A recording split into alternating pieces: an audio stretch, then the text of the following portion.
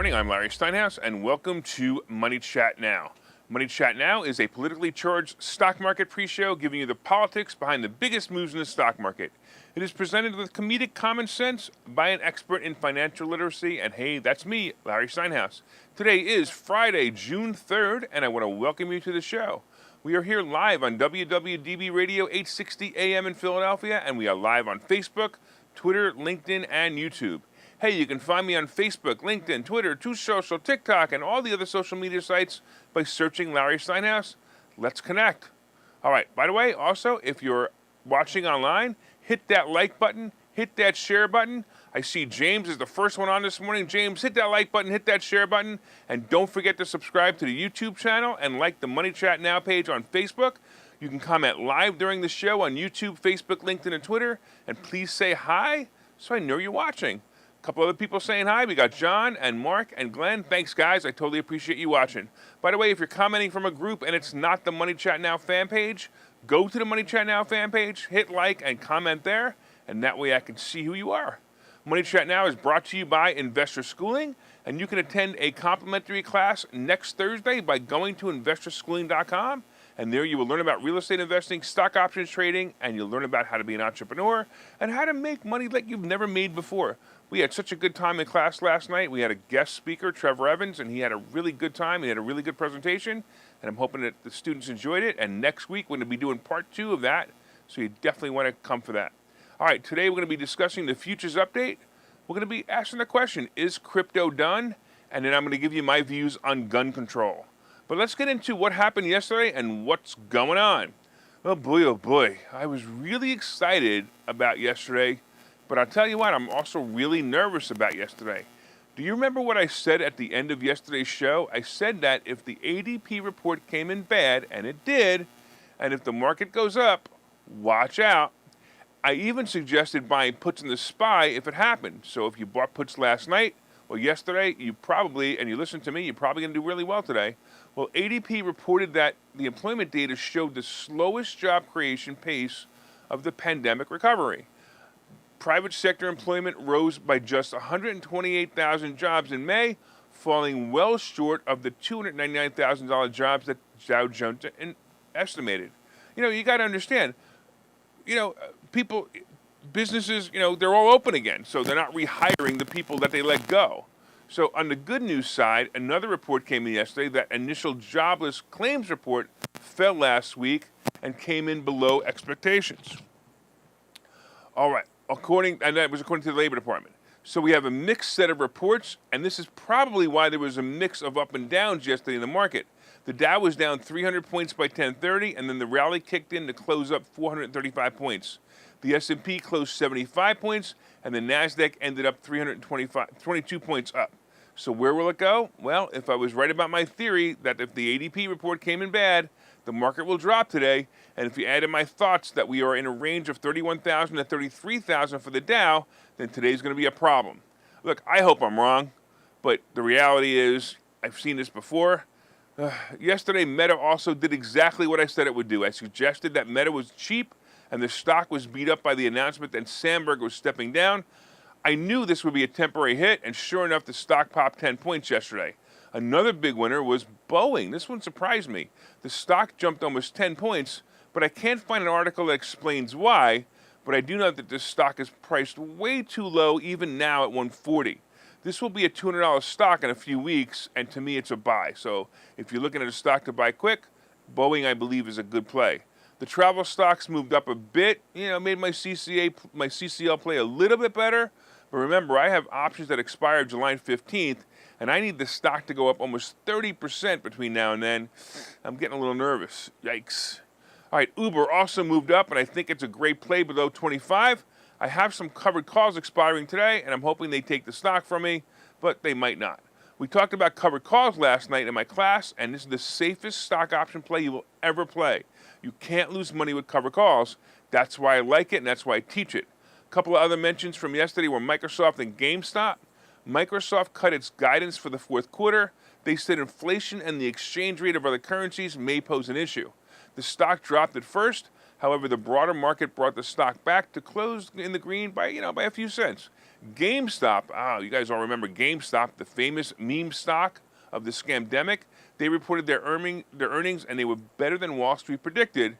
However, they still lost $150 million last year. I don't know, maybe I can go find it. Which is, by the way, almost double the loss that Wall Street expected. That's so weird. I often wonder how a company can continue to operate with a loss for so many years. Well, welcome to Wall Street, I guess. All right, let's take a look at the futures, and hopefully my prediction does not come true, but I'm a bit nervous. All right, right now the Dow is down 125, the S&P is down 24, and the NASDAQ is down 122. The NASDAQ, to me, is the sign that says I'm probably right, unfortunately. All right, real quick, I want to say hello to a couple of people online before we get into the next story. Looks like we've got so many people joining us: John and Mark and Glenn and Joe and Mike and Pete. And it looks like, and another Pete. So thanks so much, guys. I totally appreciate you watching. Let's talk a little bit about crypto. Hey, did you know that there are currently 19,000 cryptocurrencies? 19,000! It's pure insanity. Yes, the concept of decentralized currency is a great idea, but 19,000 of them? Compare that to the current world of fiat currencies, which there are only 180. There are only 180 fiat currencies. They were supposed to be replaced by one electronic currency called Bitcoin. So how did it happen, and what does it mean? Look, to avoid a lengthy explanation of how the whole cryptocurrency world works, you should basically know that all cryptocurrencies just aren't the same. In fact, they're all different, not just in pricing, but what they're used for. They actually have rules built into them, and these rules could be anything from how a transaction takes place to what they can be used for. Now, the blockchain that you've heard so much about is simply the electronic ledger that stores and proves the transaction. Simply put, if you exchange dollars for Bitcoin, the blockchain makes sure you receive the Bitcoin. It's also an anonymous ledger system that for the most part is and should continue to remain anonymous, protecting the buyer and the seller. So we really have a great technology system, called blockchain, and then we have the proof of concept called Bitcoin, and off we go. Unfortunately, the market has gone crazy with the ease of creating cryptocurrencies, and that's the problem. Remember the dot-com era? The dot-com bubble in 2000s? We're going to basically find that currencies are going to do the same thing, and they're going to start to fall apart. There will be leaders in the industry, and they will probably include Bitcoin and Ethereum. But remember that MySpace was the leading social media site during the dot-com boom, and now I'm not even sure if the site still exists. So what does this mean to the average crypto investor? It means you're probably going to lose your investment. Most of these currencies are literally fly-by-night currencies. The recent crash of the stablecoin Terra USD is a prime example of this. A stablecoin is basically a coin that electronically designed to match the US dollar. Well, it didn't work out so well when the value fell overnight a few weeks ago to almost zero. So until the market shakes out all the loser coins, the whole concept is being hurt. This will continue to bring even the best cryptocurrencies down, at least for a while. On the other hand, I've said several times before that as Bitcoin becomes more mainstream, the range of the value will probably settle into a tighter pattern. So I don't expect Bitcoin to go to 100,000. In fact, if it hits 40,000 again, I would be surprised. And anyway, in the near future, if it hits 40,000 in the near future, I'd be surprised. It's time to find the next big thing. But at the same time, I would tell you to try to look at some of the tried and true things that are out there, such as real estate, stocks, and precious metals. Listen, check out this commercial for investor schooling. Show up next Thursday and learn. And when we come back, I'm going to be discussing my thoughts on gun control, and I will see you in a minute. Okay, so you thought about buying and selling real estate. You thought about investing in the stock market, but don't know where to start. Well, what if you could find a place to unlock strategies to master both real estate and the stock market, all without the headache? That place is Investor Schooling, hosted by Larry Steinhouse, an expert in real estate, financial literacy, and the ins and outs of the stock market. You can attend Investor Schooling in person or online 8 times a month. You can and will learn how to make money in real estate, and you will learn mastery of stock techniques such as options and covered calls. You will even get a chance to ask your one burning question to the stock option sultan, the master of picks and plays. Call today for free information and receive a complimentary pass to attend classes or register online at investorschooling.com. Don't delay. These passes are limited, so what are you waiting for? Call in today or visit investorschooling.com. That's investorschooling.com.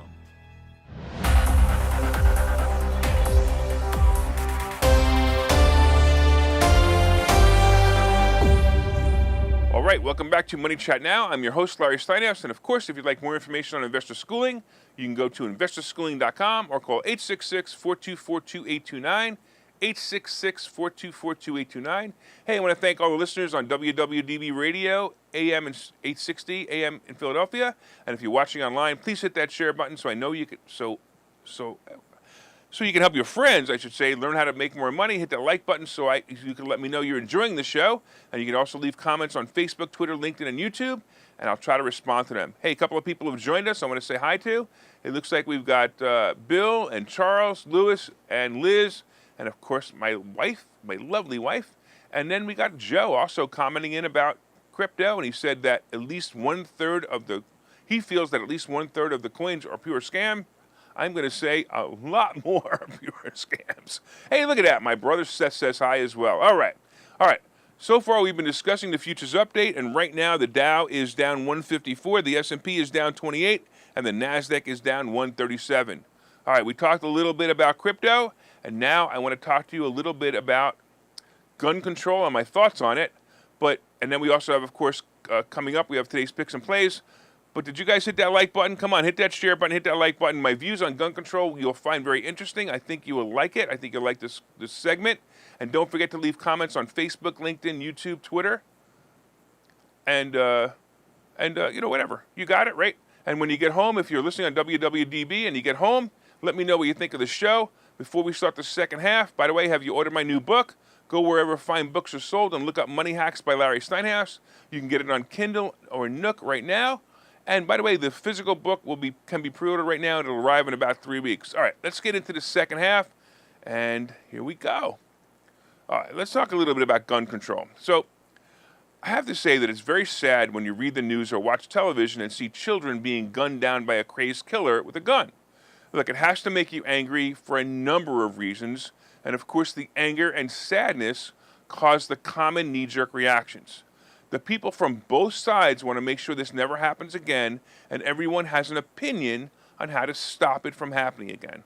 Well, as usual, the Democrats are pushing for more gun control, and of course, the traitor in charge, Joe Biden, spoke about this very topic yesterday.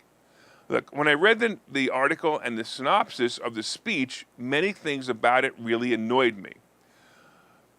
You know, of course, he has to start off by inferring that the Republicans are the reason the shootings like this are happening because not in his words, but in mine, because Republicans believe in the Constitution and will defend it.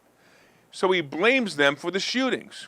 In his speech yesterday, listen to this. He said, "I support the bipartisan efforts that include a small group of Democrats and Republican senators trying to find a way. But my God, the fact that the minority of the Senate Republicans don't want any of these proposals even to be debated or come up for a vote, I find it unconscionable."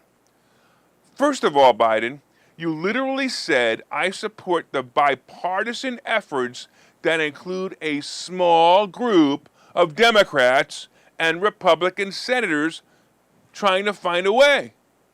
Those words mean to me that you have a small group. You know, small, like your brain power. Small group of Democrats and Republicans. So in your own words, you don't even have your party's full support either. So why are you blaming the Republicans? Plus, it sounds like you have some Republican support in that statement. So again, why are you blaming the Republicans? Oh yeah, I know, because the midterm elections are coming. Of course, how could I have been so dumb, right? Well, anyway, in his speech, he stated lawmakers should reinstate the ban on assault weapons like AR-15s and ban high-capacity magazines. If those weapons aren't banned, the age to purchase them should be raised from 20 to 21 from 18. Why in God's name should an ordinary citizen be able to purchase an assault weapon that holds 30 rounds magazines that lets mass shooters fire hundreds of bullets in a matter of minutes? That's what Biden said. All right, So, hey, all of you Dumbocrats who know nothing about an AR-14, the first thing you need to know that an AR-14 does not stand for assault rifle.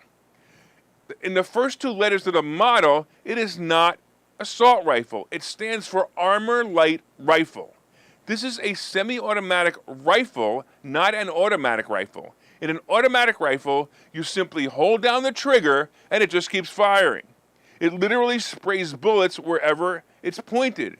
A semi-automatic rifle is a rifle that each time you pull the trigger and then you let go of the trigger, it reloads. It's no different than a pistol. You squeeze the trigger, it fires. You let go of the trigger, it reloads. Squeeze the trigger again, and it fires again. Automatic weapons have been mostly banned in the United States. Now listen, an AR-15 looks very intimidating, but it's nothing more than a handgun with a longer barrel.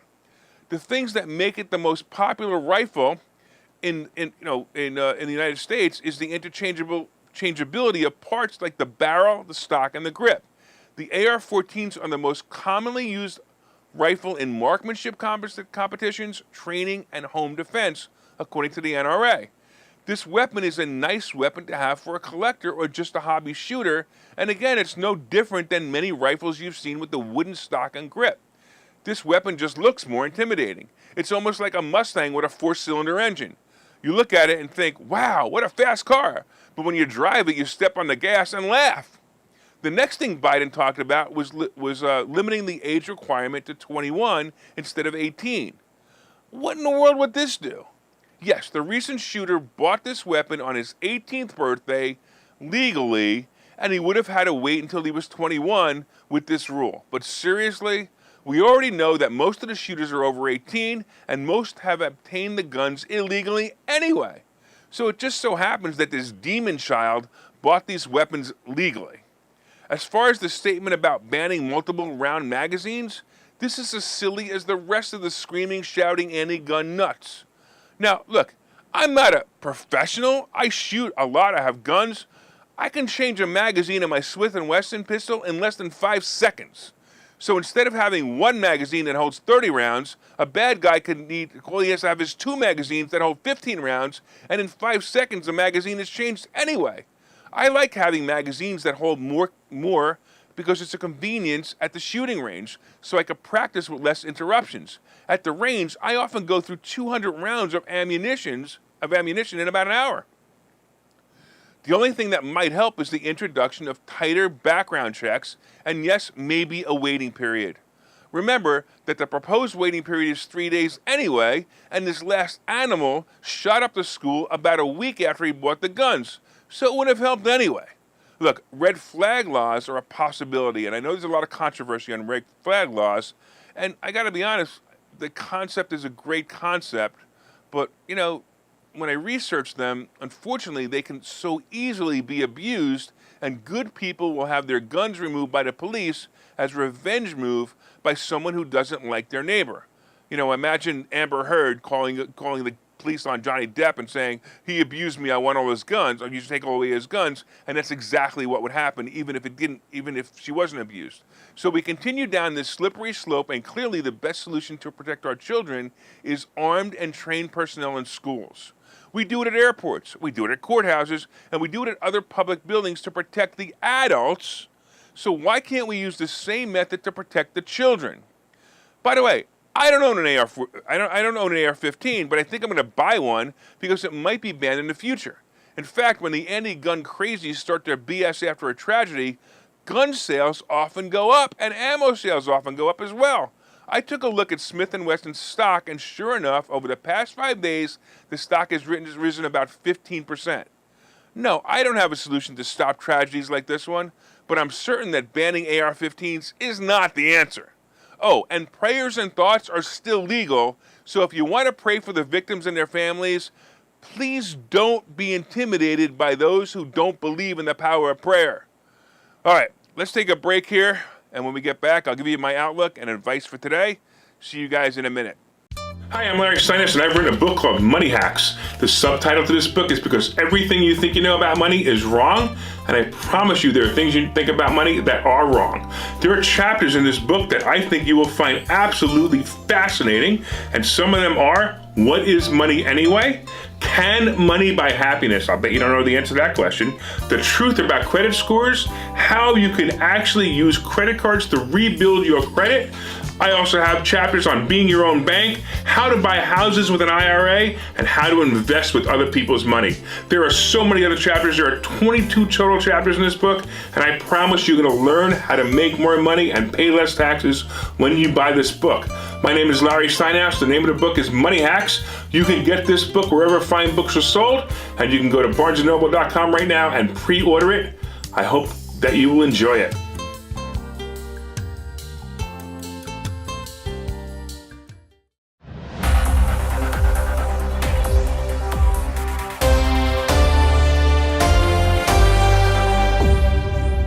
All right, welcome back to Money Chat Now. I'm your host, Larry Steinhouse. Hey, by the way, you guys ordered this book yet? What are you waiting for? You know, we had a great event the other day. I had a book launch, and so many people got the book, and it was just great. So go to barnesandnoble.com or anywhere else and order that book, Money Hacks. All right, so far we've been discussing, of course, the futures update. Right now, the Dow is down 176. Looks like my prediction is going to come true. The S&P is down 31, and the NASDAQ is down 147. You know, we talked a little bit about crypto, and we talked a little bit about gun control, and you guys listened to it. And I want to read a couple of comments because some of these comments are really, really good, right? So Michael says, kids were killed at 11:30 a.m., Democrats calling for gun control at 11:32 a.m. They could care less about the kids. You know, I kind of agree with them. It's crazy, right?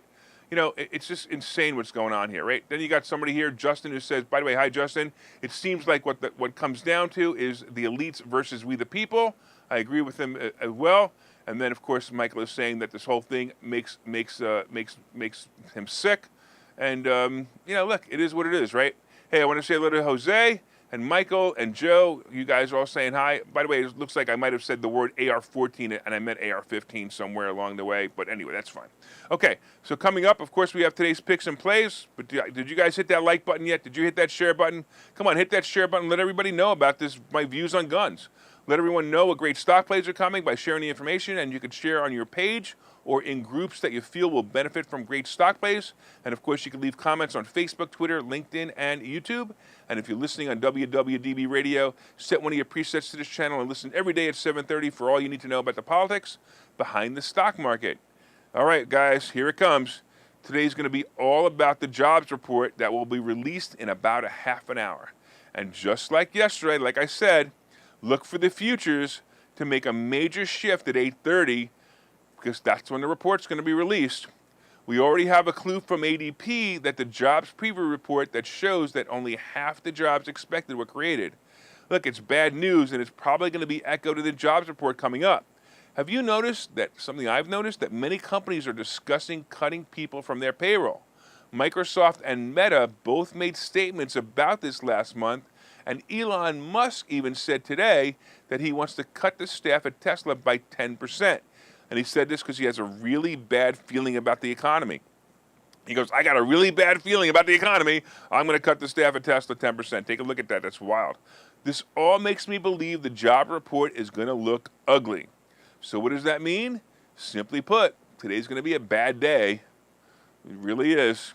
I hope I'm wrong. But everything I've been saying this week leads me to believe the market is going down, including the fact that I said the Dow is going to range between 31,000 and 33,000. And right now, the Dow is just above 33,000 again, so it's time for it to drop. Look, if you listened to me yesterday and bought Meta at the beginning of the day, you would have been a really happy boy or girl or whatever you identify as. It happened as predicted. Sandberg's leaving caused a drop in the stock that was temporary, and yesterday the stock popped 10 points after dropping about 2 in the morning. I'm waiting the next 10 days to pass, and then if my dead zone theory holds up, we should see some moves in the market.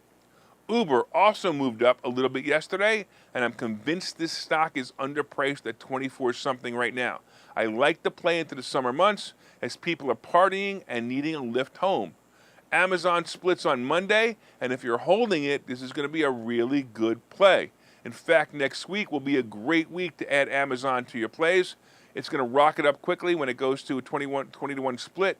The stock will be in the 120s range, 120 to 130 range, and it's easily going to run up to 200 probably in the next 3 or 4 months. So I like the play a lot. I think it's a great, great play. All right, let's take a final look at the futures and see what's going on here. Right now we have the Dow is down 168, the S&P is down 30, and the NASDAQ is down 144. Yuck. But you ain't seen nothing yet, folks. I got a feeling it's going to be a really, really bad day. I really hope I'm wrong. Everybody tell me I'm wrong. Just say I'm wrong, okay? All right, let's talk about crypto. So Bitcoin is below 30,000 again, and you heard my thoughts on crypto, so be careful here. On the other hand, if all those other currencies fail, this will be the only asset that will be trusted. In fact, I got to be honest, I think the only two assets that make any sense to me right now are Bitcoin and Ethereum. Everything else is just a joke. All right, gold and silver. So gold and silver, they're really not moving much. Gold is still at around 1850 and silver about 22, and nothing much happening here. But I'm going to tell you, wait a year and see what happens. In fact, I said it last year, and I was right again. Last year, I sell your crypto and buy gold and silver. You'll make some of your money back. All right, the Treasury bond is moving up, and they're just below 3 at the moment. I actually think they'll probably cross over 3 today, and I expect under 4 by year end. So it's going to get, ugly again. Look, oil prices are moving down on the rumor that the Saudis will agree to ramp up production, and the barrel price is now 117, and the price of gasoline, have you seen this yet? The average price of gasoline is $4.76 a gallon. $4.76 a gallon average price. Let's go, Brandon. Aren't you glad that the credit card, when you put the credit card in, it only lets you go up to 100, so it feels like you're spending the same amount of money each time. The only thing is you just don't go as far. Hey, look, don't forget, if you want to survive in the Biden economy, you need to order my new book called Money Hacks. I'll take you through the world of money and how the rich pay less taxes. And by the way, they use the same rules that you can play with, and I explain them in the book. So pre-order the book wherever books are sold, and you'll have it next month. All right, I want to thank all the listeners on WWDB Radio 860 AM in Philadelphia, and I want to thank you for your continued support. If you're enjoying the show, please reach out and let me know. My name is Larry Steinhouse. I am the host of Money Chat Now. I am the CEO of Investor Schooling. And by the way, if you want to contact me directly, you can go to www.contactlarry.com. That's contactlarry.com. And of course, from time to time, I own some of the assets and options discussed in this show, and the opinions discussed in this show are solely mine, and no one has asked me to discuss them. All right, have an awesome weekend, and make it a profitable day.